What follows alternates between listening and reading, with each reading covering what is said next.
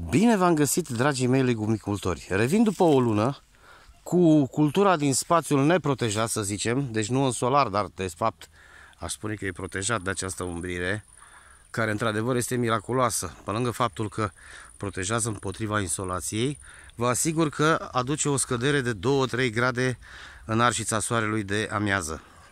Este o plasă de umbrire cu o densitate de 40% grad de umbrire. Și iată cum s-a procedat. Vreau mai mult să insist pe greșelile pe care le-am făcut, pentru ca să nu le mai repete și alții care doresc să facă o astfel de cultură.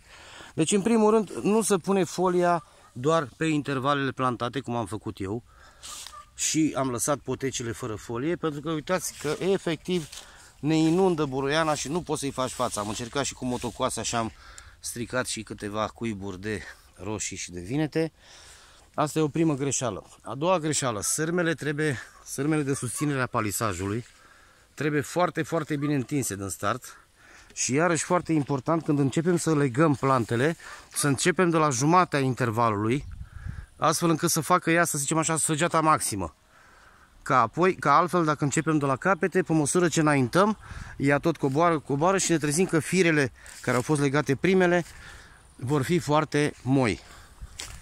Și iată rezultatele după o lună de zile. Avem aici cherry negru, un soi foarte interesant și productiv. Avem și primele roșii, ardei grași,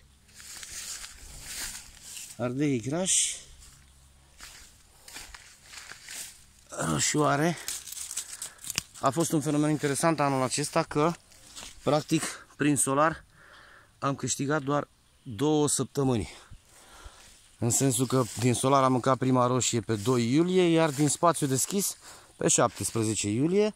Asta datorită nopților foarte reci, care efectiv au stagnat creșterea plantelor în solar și dezvoltarea lor.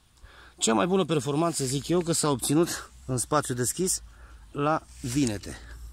Vinetele sunt într-adevăr foarte bine crescute, cu fructificație abundentă.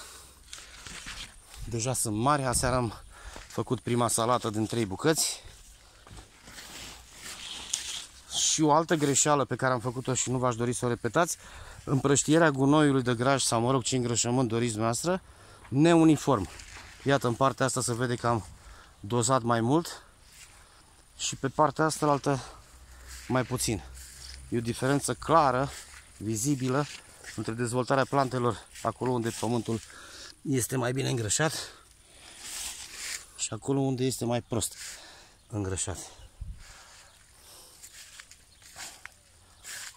Așa cum am spus, cu vinetele sunt și eu într-adevăr foarte mândru de ele.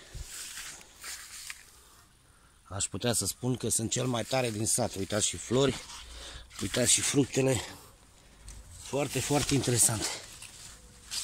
Desime, buchet. E într-adevăr spectacol. Deci reținem, facem mulcire pe întreaga suprafață, nu lăsăm poteci nemulcite că ne inundă buruianul.